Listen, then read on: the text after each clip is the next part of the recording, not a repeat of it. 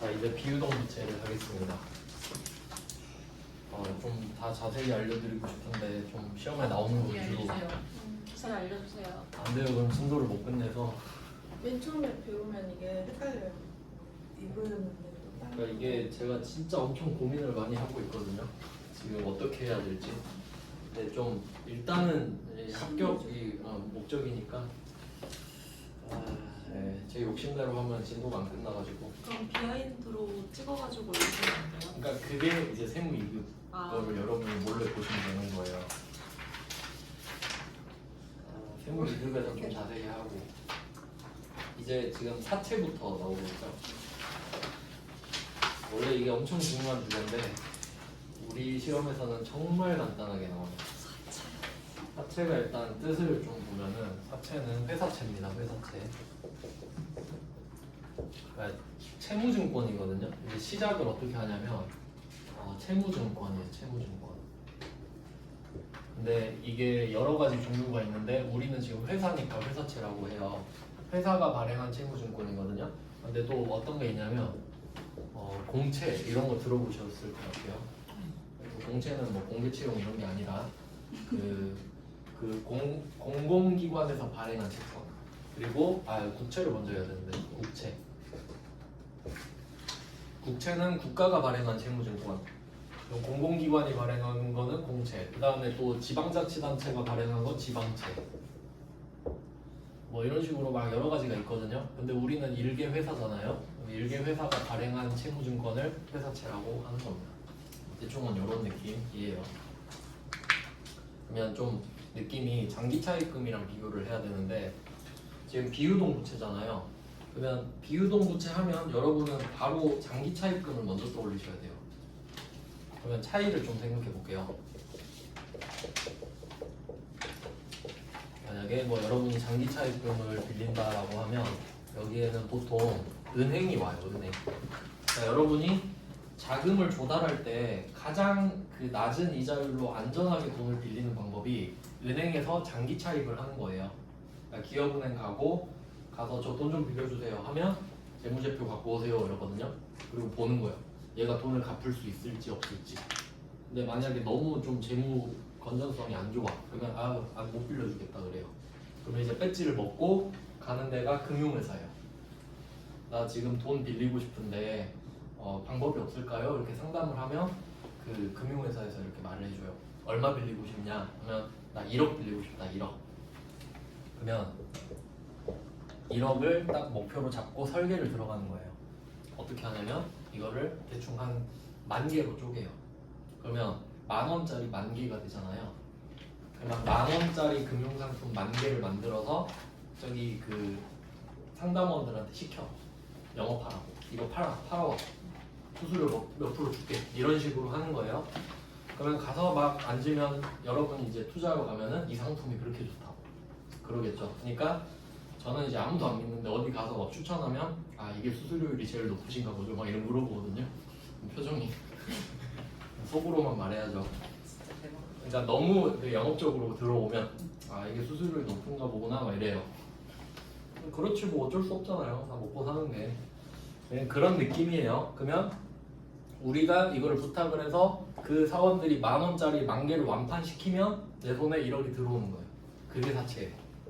자, 그러면 차이가 뭐냐면 장기 차입금은 은행한테 바로 1억을 다이렉트로 받을 수 있는 거죠. 그리고 정해진 기간에 1억을 주고 이자를 갚으면 되는 거예요. 그러니까 거래처를 쓸 수가 있죠. 근데 사채는 거래처 못 써요. 왜냐면 지금 10,000명한테 받았거든. 10,000명 거래처 어떻게 써요? 그러니까 이 장부는 따로 관리를 하겠죠. 그리고 이건 금융상품이라서 다 사고팔 수가 있어요. 그러니까 이게 어떻게 이루어지냐면 우리는 이거를 발행했을 때 사채잖아요. 그럼 상대방은 단기매매증권, 매도가능증권, 만기보유증권이 될 수 있다 이거지. 목적에 따라.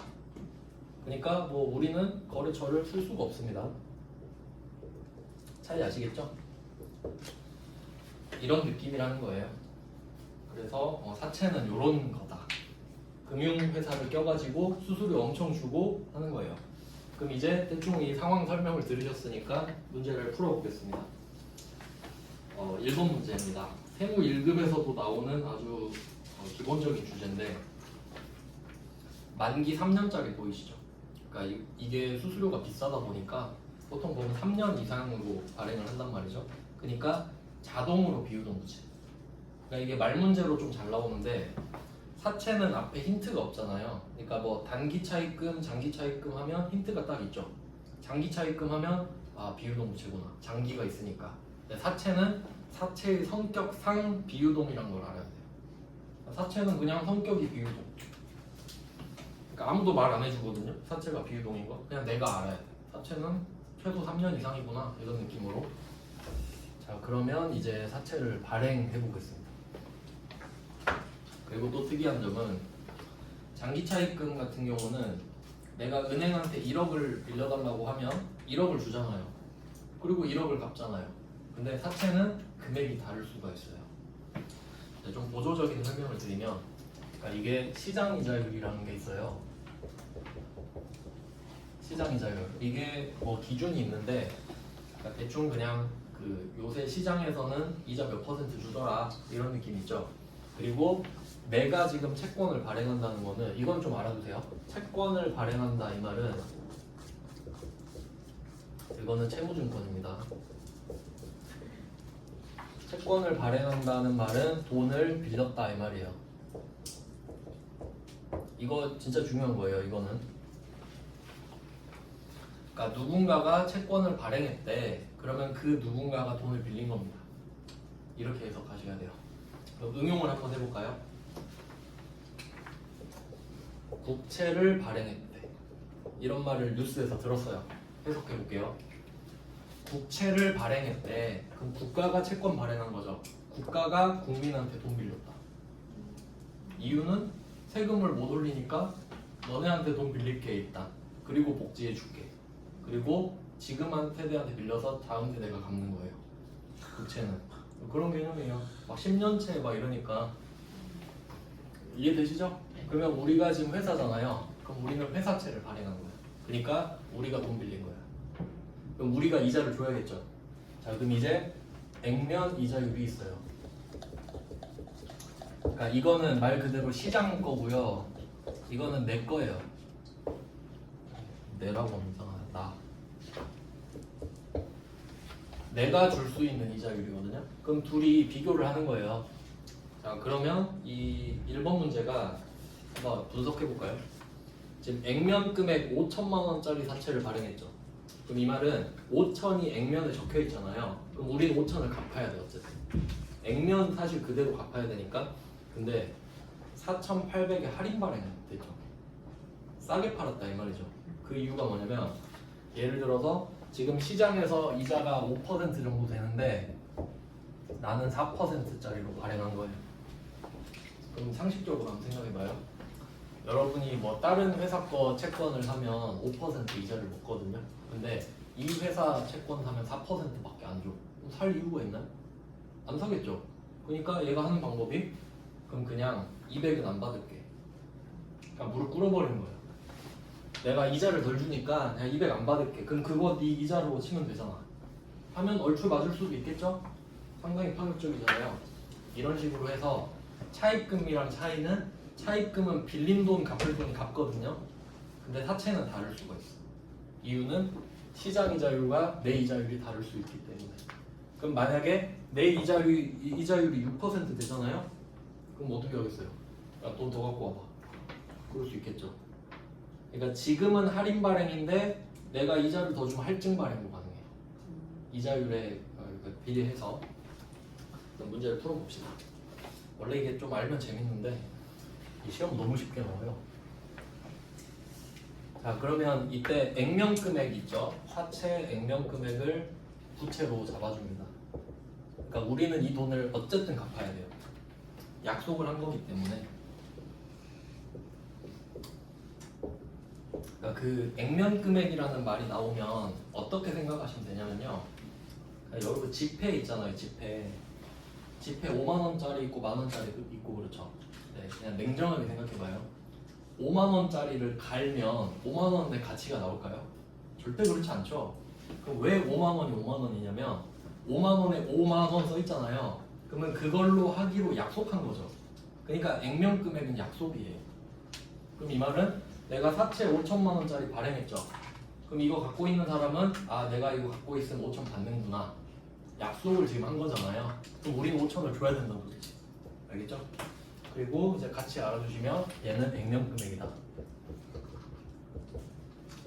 약속을 하는 금액이다. 이거를 잘 해두셔야 이따가 주식 발행도 할 거거든요. 지금은 채무증권 발행이고. 근데 이제 돈을 받아보니까 4,800이에요. 4,800. 보통 예금으로 납부점.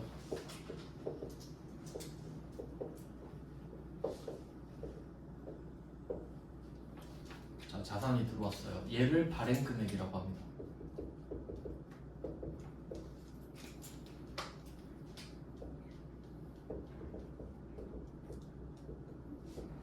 이걸로 말장난 치거든요. 말 문제에서.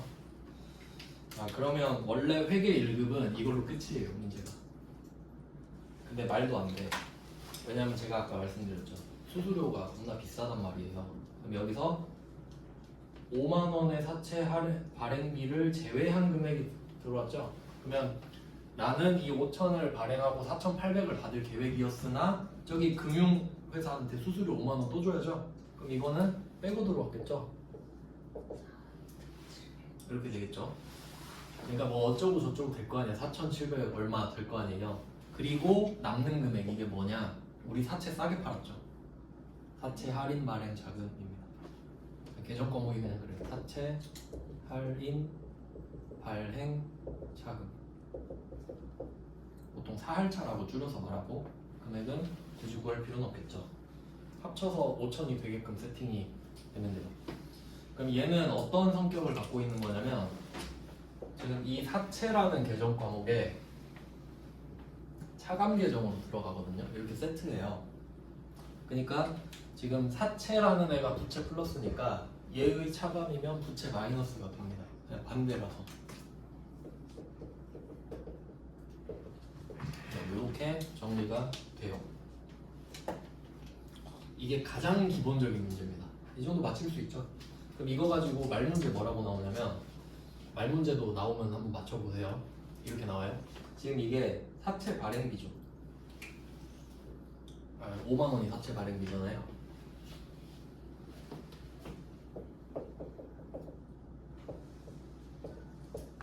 자, 지금 붕괴 하나를 딱 이해를 하시고 말 문제가 이렇게 나옵니다. 사채를 발행할 때 사채 발행비가 발생하면 액면 금액에서 차감한다. 이따위 말을 해요. 아니죠. 액면 금액에서 차감하는 건 절대 없습니다. 약속을 차감하면 안 되죠. 근데 시험장 가면 맞는 말 같다니까. 좋은 말이네. 액면 금액에서 차감하지. 맞다 이렇게 체크해요. 뭐에서 차감해야 돼요? 발행 금액에서. 어차피 그게 그거 같잖아요. 그게 그게 아니지. 그래서 말 문제 이건 꼭 맞히셔야 돼요. 사채 발행비가 발생하면 발행 금액에서 차감한다. 액면 금액은 약속이니까 차감 불가능. 이렇게 기억을 하세요. 운 좋으면 이제 맞출 수도 있지. 사실 회계 1급은요 솔직히 운의 영역이에요. 제 생각에. 그러니까 공부를 완벽하게 하고 가는 거 아닌 이상은 뽀록이 좀 있어요. 사실 내가 공부한 게 잘 나오면 합격인 거지 뭐. 시험 운도 뭐 실력 아닙니까? 자 그러면 1번은 할인 발행이고요. 왜 같은 문제를 두 개 넣었지? 2번 똑같죠? 네. 왜? 폰이 달라요. 아 상태가 안 좋은데. 네 이제 3번 가볼게요. 아니야 2번 의미 있어요. 의미 있어. 아, 현금? 맞아요. 현금으로 해서. 아 다행이다. 네. 제가 이거 수업 준비할 때 제정신이 아니어가지고 항상 저를 믿을 수가 없어요. 저도요. 네, 저 맨날 좀비 상태거든요. 그러니까 진짜 하루에 10시간씩 해보세요. 모니터 눈 빠져요 진짜로. 근데 여러분 합격시켜야 되니까. 그럼 한번 보겠습니다. 자 액면 금액 일단 1,000만 원. 그러니까 왁구는 똑같죠. 1,000만 원인데 950이 들어옵니다. 보통 예금으로. 자, 사채 발행비 10만 원이 발생했대요. 그럼 원래는 아까처럼 차감을 해주는 게 정상인데 수수료 내가 10만 원 따로 줄게. 되게 이것도 문제를 위한 문제인데 굳이 또 주고 있네요, 현금을. 그러니까 이거는 잘못 보면 틀리게 세팅을 한 거예요, 그냥. 그러니까 꼼꼼함이 사실 중요하죠, 이 시험에서는. 지식보다는. 자, 이렇게 세팅이 된단 말이죠. 그러면 기본적으로 차변과 대변의 합은 같아야 되니까 대변은 1010, 여기도 1010이 돼야 되겠죠? 그러면 60이 저절로 나오잖아요. 맞죠? 네, 그러면 이게 사채 할인 발행, 사할차라고 보통 써요. 사채 할인 발행 자금. 왜 60이 나오죠? 아니에요? 아니, 저 맞아요. 이해를 못했어요. 맞아요. 아, 그러니까 그냥 차변대변. 이게 1010이니까 얘도 1010이 돼야 돼서. 아, 그래서 그래요. 맞아요, 맞아. 그러니까 얘가 지금 연막 작전 치는 거잖아요. 아까 여기서 뺐으면 얼마나 깔끔합니까? 그러면 일단 답은 이건데, 그럼 얘를 보통 예금에서 한번 빼볼게요. 현금 10만 원.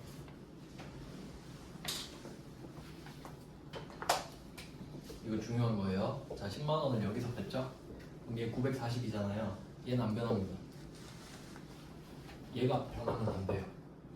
맞죠?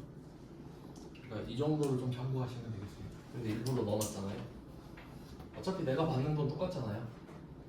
950을 받고 10을 주나 940 받으나 똑같죠? 네, 그냥 그거 보여드리려고. 자, 그러면 둘 다 할인 발행이 되겠죠. 할인 발행. 이거 그냥 진짜 잘 보셔야 돼요. 제가 진짜 많이 틀리는 게 이게 현금 보통 예금인데. 아, 그럼 이제 비교해서 3번으로 가보겠습니다. 자, 이거는 2천만 원. 제가 일부러 수수료 있는 문제로 다 넣은 거예요. 실무에 제일 가까운 걸로. 여러분은 그런 것도 모르시겠죠? 제가 얼마나 그렇게 신경 썼는지. 회계 1급이 난이도가 너무 낮아서. 자, 그러면 사채 2천만 원 이렇게 하고, 자, 발행 금액이 2,100이잖아요. 보통 예금.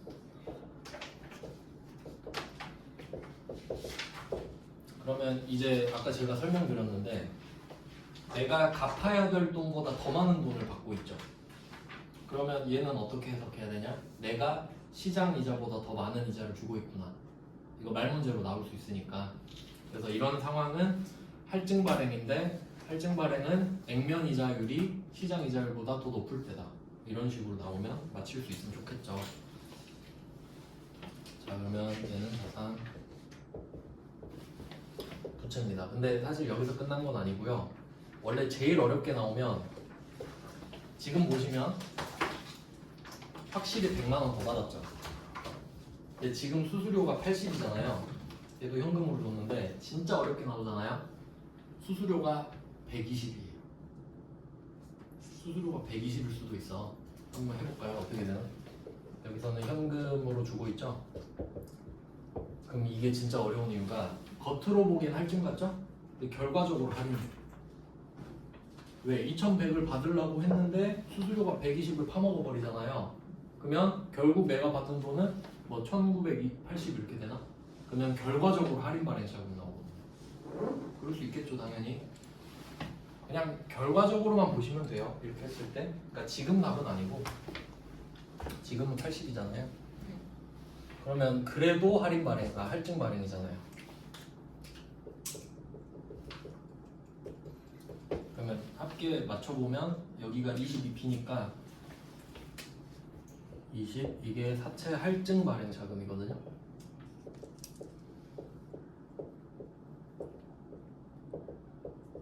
얘는 할증이죠, 할증.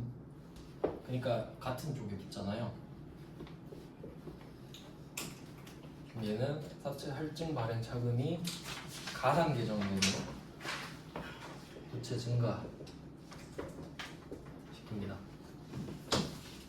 네, 이 정도 여러분은 이렇게 발행하는 거 정도? 일부러 다 세무 1급으로 넣었는데 약간 그것도 있어요. 그냥 약간 가스라이팅도 있죠. 세무일도 별로 안 어렵죠? 약간 이런 느낌. 풀 수 있잖아요, 여러분 지금. 사채 발행은 좀 나와요, 회계 1급에서. 별로 안 어렵잖아요. 그 다음이 이제 12페이지에 보면은 이게 삼각인데 얘는 안 나옵니다. 얘는 여러분 범위가 아니에요.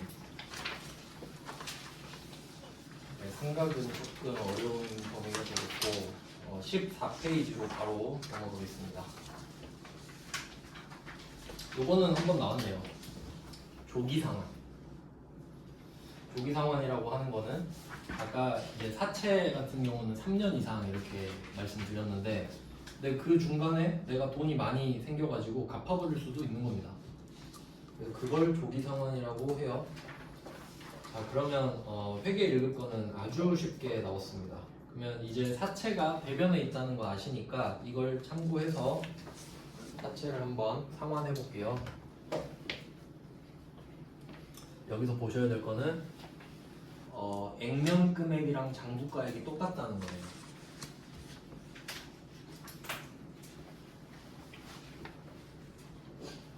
그래서 지금 우리가 할인 발행, 할증 발행 다 봤는데 사채는 이렇게 생겼어요. 사채하고 플러스 사채 할증 발행, 사할증 이렇게 더하고 장부 금액이 되고요. 또는 사채에서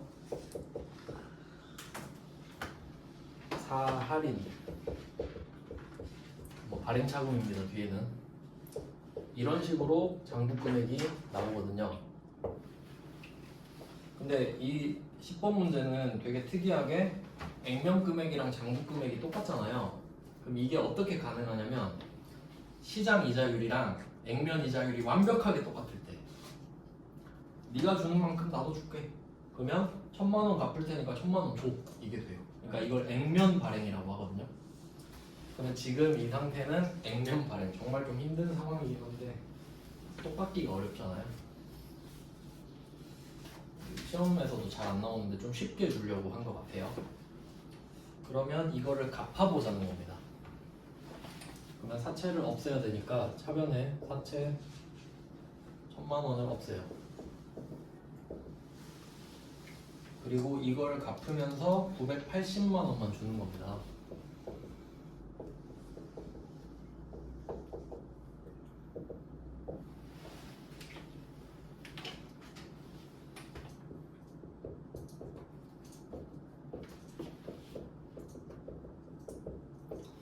약간 차입금 같은 느낌인데 이게 금리의 영향을 받다 보니까 그때 금리랑 지금 금리가 달라지면 내가 지금 이 금액을 다 안 줘도 될 수도 있거든요.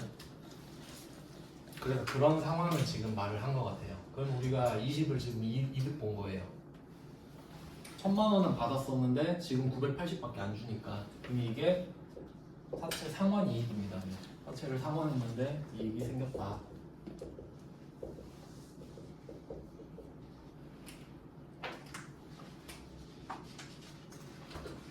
네, 뭐 이 정도까지는 회계 1급에서 다루고 있다고 보시면 될 것 같고요. 근데 이거는 너무 좀 1차원적인 문제여서 참고하시라고 밑에 한 문제 넣어놨는데 두 문제는 한 개만 또 같이 해볼게요. 11번. 좀 참고 문제입니다. 참고 문제. 시험에 이렇게 나오진 않지만 그냥 실제 상황을 좀 말씀드리면 11번 문제는 액면 금액이 5천이에요. 이 중에 40%를 중도 상환했고요. 그 다음에 지금 여기서 중요한 거는 상환일 현재 사채 할인 발행 차금 잔액이 450이죠. 그럼 이건 이렇게 보셔야 돼요. 5천으로 시작한 애인데 지금 450이 달려있다. 이렇게 되는 거거든요. 그러면 얘는 4,550만 원짜리 장부 금액이 되는 거예요. 그러니까 사할증은 더하고 사할인은 빼야 됩니다. 덜 받았으니까 이 금액을.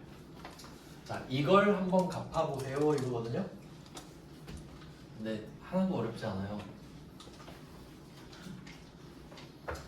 자, 그럼 이거를 만약에 다 갚으면 이게 사채 차변으로 가겠죠. 근데 다 갚은 게 아니라 40%만 갚았죠. 그럼 5천만 원에 40%만. 그러면 2천. 사채 2천. 이거는 하나도 안 어렵잖아요. 자, 근데 아까 그 위치를 봤을 때 사채 할인 발행 자금은 위치가 처음 시작할 때요. 차변에 있을 수밖에 없어요.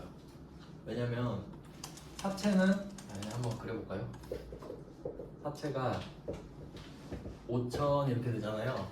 근데 우리가 보통 예금으로 4,550을 받았을 거예요. 그냥 이게 발행 금액이라고 하면 이렇게 되잖아요. 아, 잘못 말했네. 지금 돈을 못 받기 때문에 차변이 빈단 말이죠. 그래서 사채 할인 발행 자금은 반드시 차변이에요. 돈을 못 받으니까. 그래서 얘가 사할인 이렇게 되는 거죠. 그러면 사채는 대변에 있었고 얘는 차변에 있었으니까 둘이 크로스 해줘야겠죠. 그러니까 얘는 대변에 있던 게 차변으로 가고 얘도 따라 나가야겠죠. 근데 40%. 450 곱하기 0.4면 180만 원만 따라 나가는 거예요. 그러니까 사채를 상환할 때는 이게 기본이에요. 붙어 있는 것까지 같이 가줘야 돼요. 퍼센트 그대로. 그러니까 얘 둘이 세트라는 거죠. 그럼 금액을 한번 생각해 보면 지금 2,000 빼기 180이거든요. 그러면 1,820만 원이에요 이게. 그럼 이 금액이 어떻게 나왔냐? 이거 4,550에 40%겠지. 그럴 수밖에 없겠잖아요. 산수니까 이거 안 맞진 않겠죠? 맞아요. 그래서 이게 나가는 겁니다. 그러면 얘는 부채의 감소. 근데 얘는 부채 마이너스가 없어지는 거니까 부채 플러스가 되고요. 자, 이렇게 되고 이게 하나 붙은 겁니다. 이걸 1,800에 중도 상환했대요. 보통 예금에서 나갔다.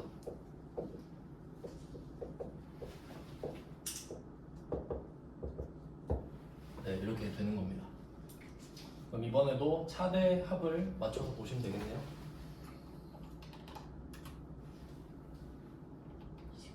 그럼 대변이 지금 1980이니까 20이 더 부족하거든요.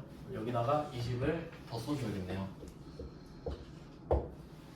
그럼 그냥 우리는 차변 대변 금액만 믿으면 돼요. 맞죠? 20. 그럼 이게 뭐지? 사태 상환. 상환이익이에요. 사채 상환이익. 그러니까 이거 넣어봤자 별로 안 어렵죠? 그러니까 왜 저는 이걸 굳이 급을 나누는지 모르겠어요. 그러니까 회계 1급은 이거 없이 내버리잖아요. 그러니까 약간 제가 보기에 이거 약간 우민 정책이라니까. 회계 1급 보는 사람 바보 만들기 뭐 이런 거. 그러니까 제가 세무 1급 문제를 계속 넣는 거예요. 실제는 이렇다. 근데 안 어렵잖아요. 그 밑에 거는 그냥 따로 연습해 보시고. 밑에 거 손실 아니야? 이거 손실이에요? 밑에 거 32번. 잘 모르겠는데요. 저 풀어봐야 아는데. 풀어보셨어요? 아, 이거 손실이래요. 12번. 아마 그니까 넣어놓은 것 같기도 하다. 따로 한번 풀어보시고. 그다음은 이 문제를 왜 여기 넣어놨지? 네. 한번 이제 볼게요. 장기차 X. 이제 좀 쉬운 건 넘어가고요. 13번은 그냥 형식적으로 넣습니다. 얘는 5년 후 상환 조건이니까 장기 차입금인 거 아시죠? 이런 거는 안 적을게요 이제. 그 다음에 14번 요것도 그냥 참고로 넣어놨습니다. 참고.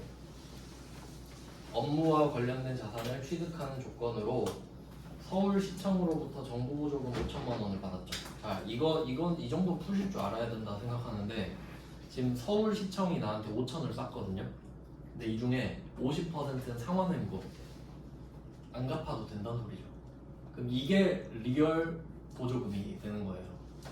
그럼 나머지는 3년 후에 갚아라 이 말이죠. 그럼 이건 차입금이네. 이 정도 푸실 수 있죠? 한번 적어볼게요.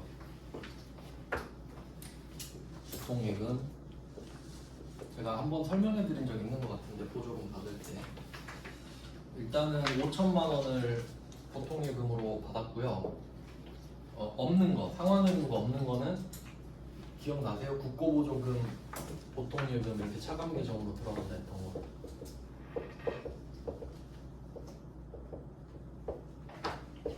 절반은 안 갚아도 됩니다. 자산의 감소로 바로 넣고요.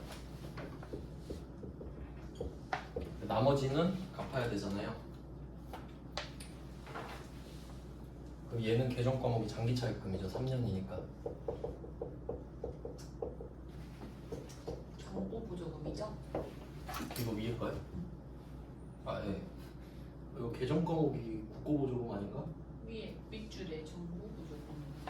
아 정보보조금인가? 계정 과목 헷갈리네.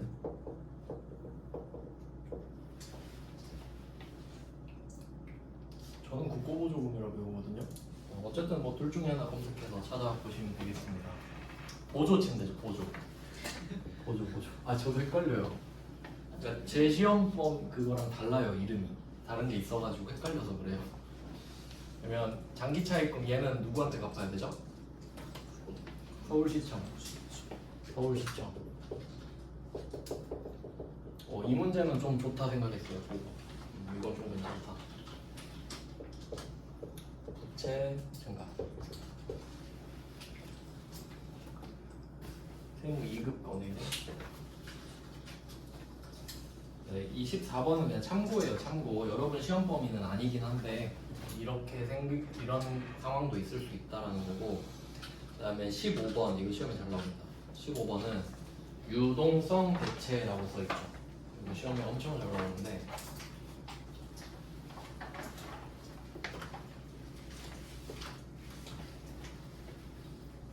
이게 어떤 느낌이냐면 3년 만기라고 돼 있어요.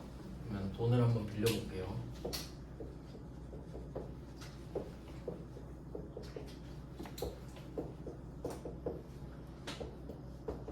상황을 한번 이해하시면 되는데 되게 쉬워요.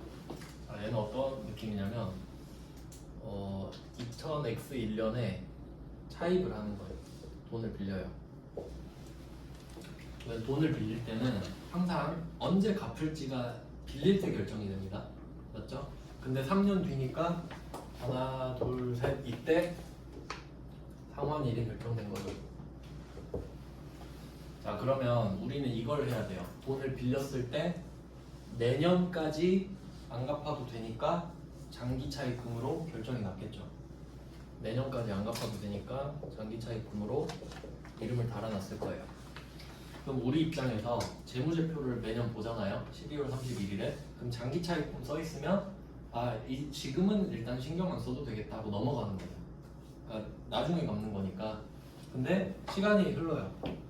X1년, X2년, X3년이 딱 된 거예요. 이때 딱 보는 겁니다. 자, 재무제표 한번 볼까? 했는데 이름은 장기차입금이죠? 근데 언제 갚아야 돼요? 내년에 갚아야 되는데 이제? 이거 이름 안 바꿔놓으면 큰일 나요. 긴장 풀고 있다가 갑자기 내일 돈 갚아야 되는 거예요. 그러니까 이게 경고를 한번 올려주는 거예요. 너 지금 이름 장기차입금인데 이름 좀 바꿔놔라. 위험하다 이제. 내년에 갚아야 돼. 하는 게 이제 유동 성격으로 바뀌는 걸 대체해줘요. 그럼 그때 쓰는 계정 과목이 유동성 장기부채입니다. 이 시험 진짜 잘 나와요. 보니까 한 2번에 1번 정도 진짜 잘 나온다고 보시면 돼요. 그러니까 이 장기 차입금이라는 애를 유동성 장기부채로 바꿔주는 걸 유동성 대체라고 하는 겁니다.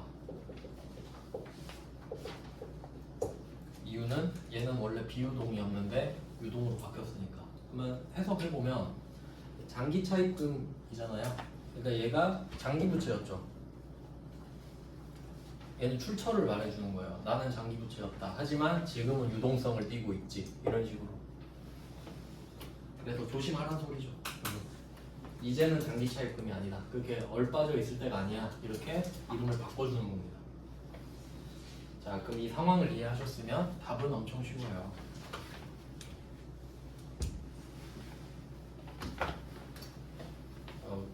뭐 알면 다 쉽겠네요. 이런 말 안 할게요. 그러면 300만 원이 써져 있잖아요. 300만 원. 그럼 처음에 빌렸을 때 한번 생각해 볼까요? 보통 예금 300, 장기차 입금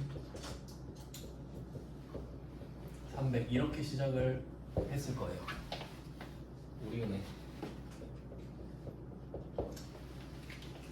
이건 당연히 회계 처리가 돼 있고요.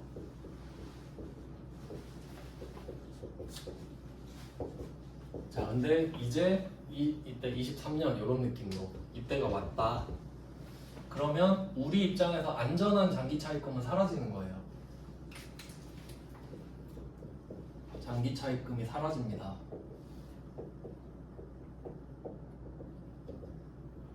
자, 근데 이거를 갚은 게 아니잖아요. 갚은 게 아니라 성격만 더 위험한 걸로 바뀌었죠. 그래서 그 이름을 유동성 장기부채로 바꿔주는 거예요.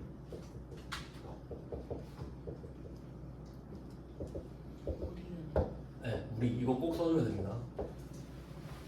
그러니까 유동성 대체는 정말 쉬운 게 금액이랑 거래처가 똑같죠. 이름만 바꿔주는 거죠. 그래서 이 위험한 부채는 그러니까 안전한 부채는 사라지지만 위험한 부채가 생긴다. 대체가 되는 거죠. 엄청 쉽죠, 진짜. 이거 나오면 그냥 보너스 문제예요. 장기 차입금이 차변으로 사라진다는 것만 자세히 아시면. 자, 이게 여러분이 보실 수 있는 문제고요. 그 다음에 조금 응용하는 문제를 넣었어요. 머리 쓰는 거. 보세요. 16번. 기말 현재 20년이죠. 20년. 지금 20년 12월 31일이에요. 지금 은행 두 군데한테 돈 빌렸거든요. 자, 날짜 보세요. 상환 날짜. 만기일.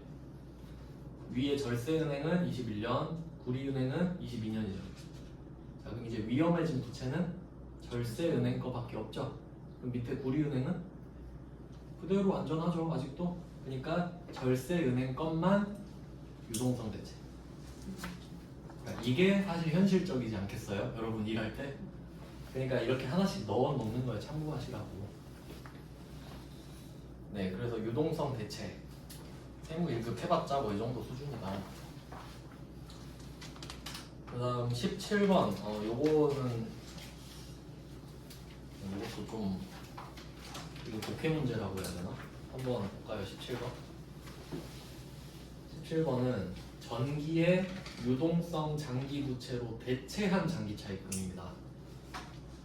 이 말은 유동성 장기 부채로 바꿔 놓은 장기 차입금이란 소리예요.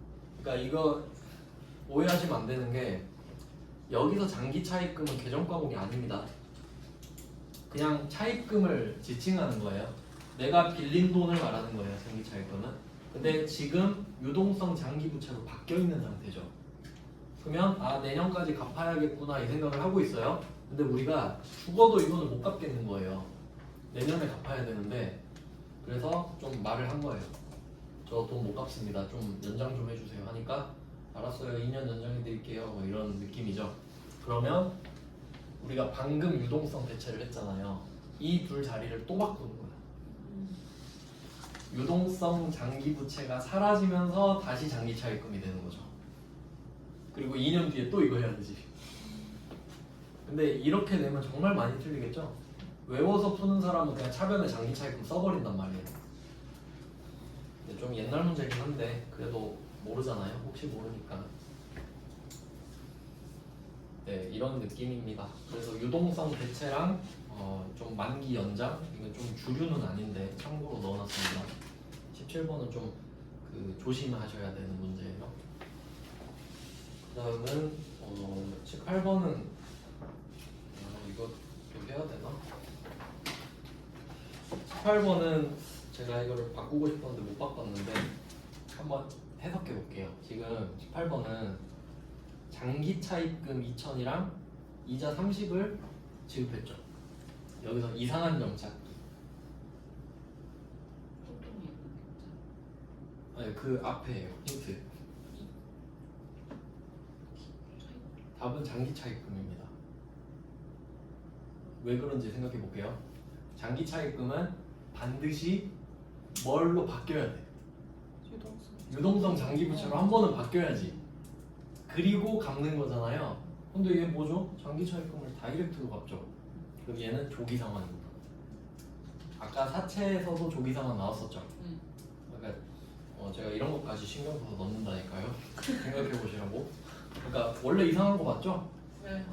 근데 갚으라고 하면 원래는 이렇게 나와야 돼. 이거 조기 상환하기로 했다. 아시겠죠? 원칙은 반드시 유동성 장기 부채를 거쳤다가 상환이에요. 원칙은.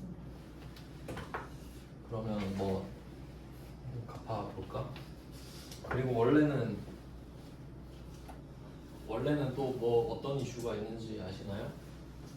아까 배웠는데 이자 주잖아요. 원전징도 해야 되죠. 원전징도 해야 되잖아요.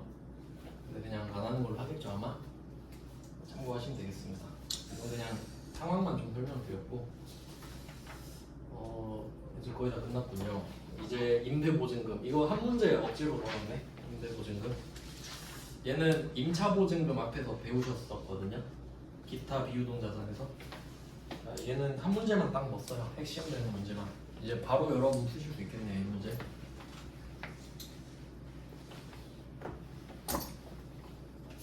바로 한번 풀어보겠습니다.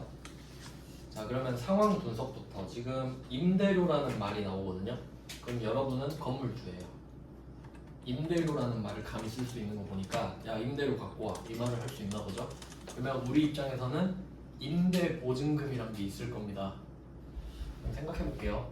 우리가 건물주인데 보증금을 받아야겠죠.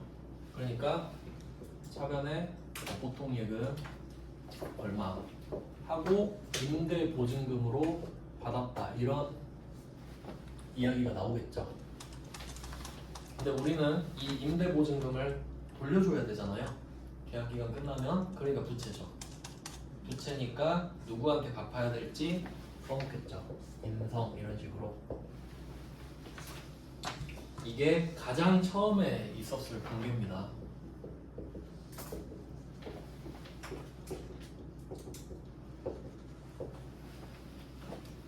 네, 이렇게 돼 있었을 거고 그 다음에 한 달에 한 번씩 임대료를 또 받나 보죠. 자 그러면 임대료라는 계정 과목이 나옵니다. 임대료가 지금 뭐 495만 원 이렇게 돼 있는데 한번 생각을 해볼게요. 지금 임대료가 수익 계정 과목이거든요. 수익 계정 과목이에요. 네, 우리가 임차료를 낸 적도 있잖아요. 공장을 빌려 쓰거나 본사를 빌려 쓰면 임차료라는 비용이 나오거든요. 그러면 임차를 하는 거는 내가 공장을 빌리건 본사를 빌리건 간에 나한테 필요하니까 빌리는 거잖아요. 영업 때문에. 그러니까 얘네들은 비용으로서 500, 800 이렇게 나눠지죠. 이 돈을 써야 돈을 벌잖아요. 임차를 해야 되잖아요. 내 건물 없으면. 근데 임대료 생각해봐요. 우리 제조업이죠. 제조업이 건물 빌려주고 있는 거야. 건물이 남는 게 있어가지고. 그럼 얘는 영업 외 수익입니다. 미수금 맞아요. 근데 이게 번호가 900번. 임대료. 그러니까 원래 900번 비용도 있잖아요. 그게 영업 외 비용이거든요. 그럼 얘는 영업 외 수익이라는 거지. 왜냐면 제품 매출이 아니니까. 그러니까 성격이 이렇게 달라지는 거예요. 임차료는 500, 800인데 얘는 그냥 900이라서 제 번호 안 쓴 겁니다. 그렇죠? 그냥 약간 꽁돈이잖아요. 얘는. 그냥 참고로 알아두시고. 그리고 얘를 받아야 되는데 못 받았죠. 미수금으로 처리하는 겁니다. 못 받았으니까 인성 이렇게 적어주겠죠. 그리고 이제 조금 더 이제 디테일 450에 45만 원 아시죠? 그러니까 부가세는 틈틈이 생각해 보세요. 그러니까 왜 495만 원이지? 450에 45만 원 부가세. 그러니까 이건 돌려받겠지. 그러니까 이렇게 되는 거거든요. 원래는 이래요. 근데 그냥 여기서는 495만 원으로 했겠죠. 아 근데 미수금은 495만 원이 맞습니다. 여기 잘못 썼다. 죄송해요. 이게 원래 450에 45만 원 이렇게 돼야 되죠. 죄송해요. 무슨 말인지 아시겠어요? 그러니까 이쪽이 그냥 파는 거잖아요. 제품 매출 대신에 450에 45만 원. 그러니까 얘한테 45만 원을 걷어서 내야지 내가. 파는 거니까. 잘못 말했어요. 죄송합니다. 근데 그거 신경 안 쓰는 것 같죠 지금은? 자 이렇게 했는데 통치자로 한 거죠. 그러면 우리가 지금 갚아야 될 돈도 있고 받아야 될 돈도 있으니까 이걸 통쳐줍니다. 지금 잔액이 2천인데 그냥 넉넉하다는 소리죠.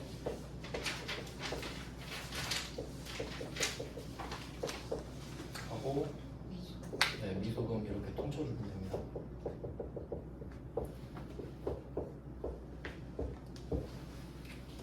네, 앞에서 봤던 그 임차 보증금 붕괴랑 똑같다고 보시면 돼요.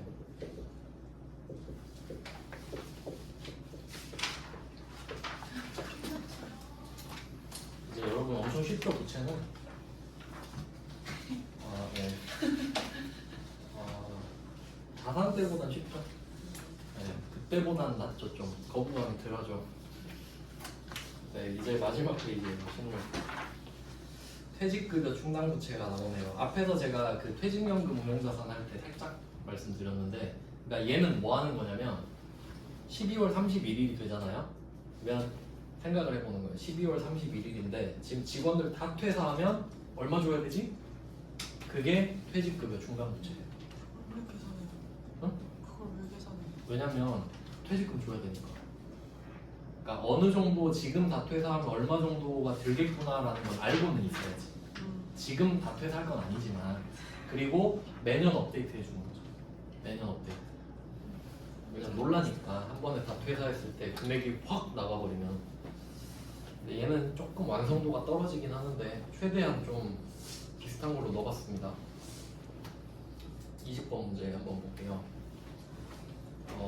영업부서 직원 이평재가 퇴직을 했어요. 퇴직금 1,450만 원에서 원천징수세액 135만 원 나왔는데 이제 우리 아까 배웠잖아요. 직원한테 월급 주면 원천징수를 해야 한다. 왜냐면 이 사람 돈 받으면 세금 내야 되니까. 근데 퇴직금이라고 다를 거 없겠죠? 그러니까 이 원천징수세액 135만 원은 일단 예수금이에요. 맞죠? 전혀 월급이랑 다를 게 없습니다. 금액만 좀 더 커질 수 있는 거죠.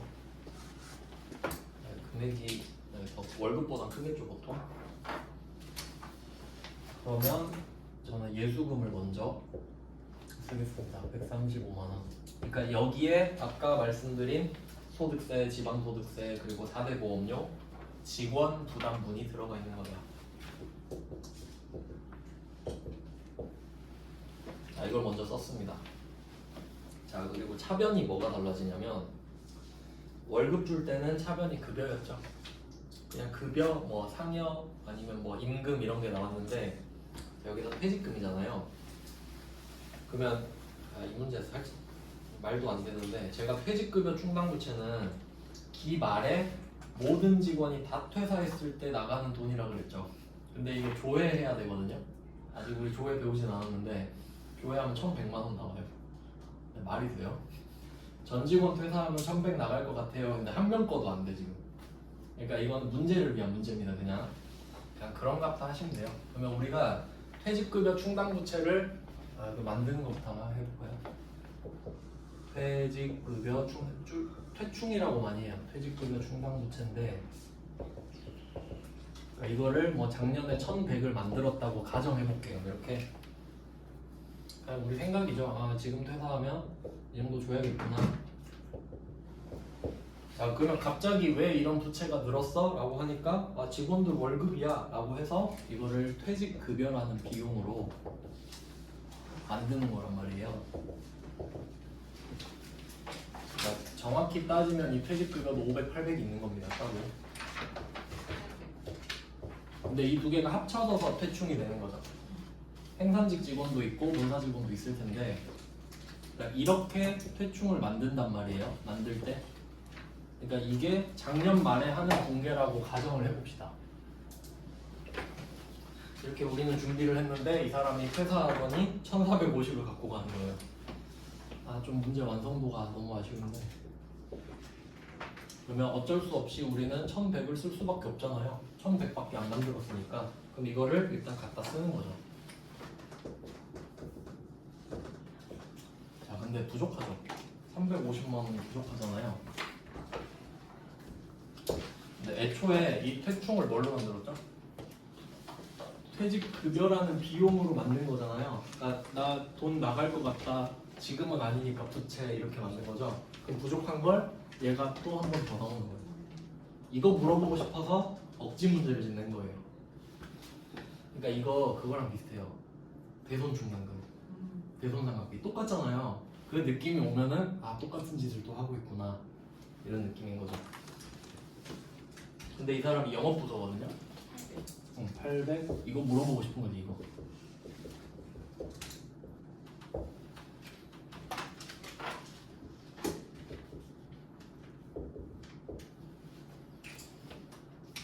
자 이렇게 해서 차변은 정리가 됐어요. 1450 근데 그 중에 135만 원은 원천징수를 했고요. 그리고 또 이 문제에서 두 번째 줄을 보면 퇴직연금에는 가입되어 있지 않다 그랬죠. 그럼 이게 퇴직연금 운용자산도 없고 뭐 퇴직급여도 한 적이 없다는 말이거든요. 그러면 돈을 뭘로 주냐? 보통예금으로 줘야겠죠. 만약에 우리가 그 기억나세요? DB형, DC형, DB형이 퇴직연금 운용자산, DC형이 퇴직급여거든요. 만약에 DB형에 가입되어 있다. 그럼 그걸로 줄 수도 있어요. 근데 지금은 없으니까 보통예금으로 줄 수밖에 없겠죠. 마지막 금액은 찾을 필요가 없겠죠. 그래서 이게 직원 월급 주는 거랑 거의 비슷한 구조라고 보시면 되는데 요걸 물어보고 싶었다라는 거죠. 퇴충을 다 쓰면 퇴직급여로 보충하는 거 아느냐. 이거는 그냥 약간 왁구만 보여드리는 문제고 밑에도 좀 몇 개 풀어볼게요. 다 이제 똑같습니다. 이제 21번 21번은 확정급여형 퇴직연금제도를 선택하고 있어요. 퇴직연금 운용자산 계좌에서 300 주고 보통예금 150을 줬다고 하네요. 그럼 얘는 대변을 다 알려준 거고, 그리고 여기서 원천징수는 생략한다 돼 있죠. 원래 예수금 있어야 되는데 그냥 하지마 이 말이고, 그럼 여기서 물어보고 싶은 거는 여기서 퇴직연금 운용자산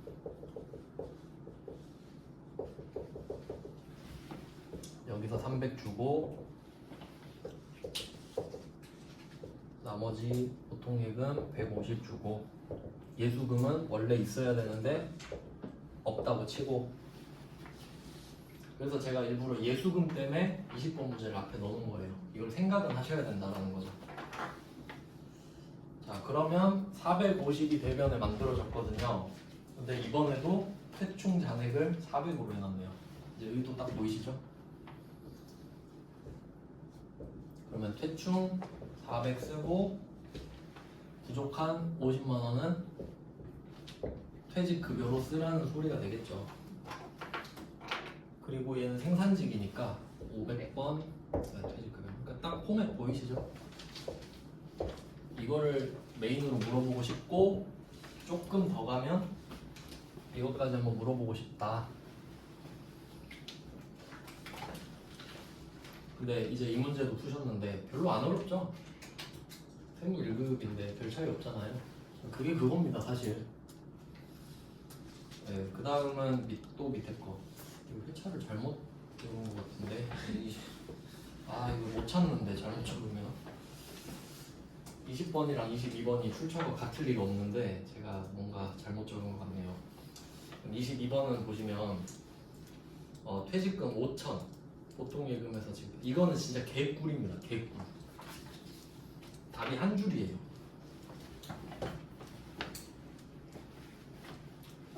한번 답을 구해볼까요? 자, 22번인데 퇴충이 7천 있잖아요. 이게 정상이에요. 한 명 퇴사하는데 퇴충이 더 많아야 된다고요. 그러면 차변에 퇴충 5천 써야 되죠? 7천 쓰면 안 돼요. 5천을 다 갖다 씁니다. 네, 그냥 보통예금 주면 돼요. 원천징수 고려하지 말라 했고 이런 건 바로 이제 주워 먹어야죠. 이런 건 이제 나쁜 문제라고 생각하지 않습니다.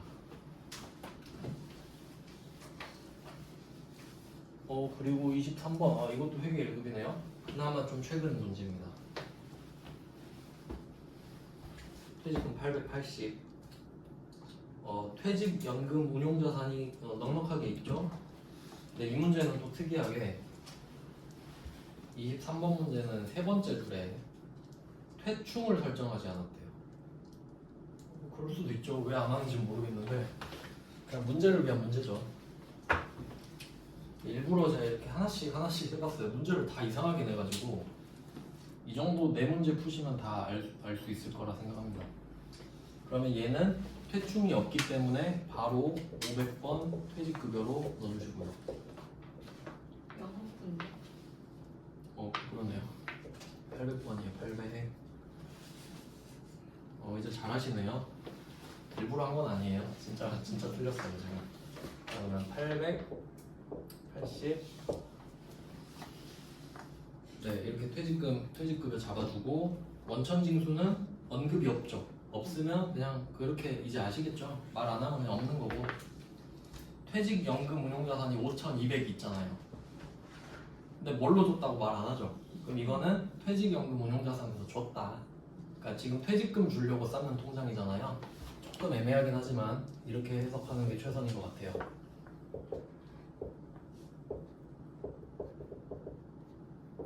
880만 원만 딱 빼서 주면 되겠죠.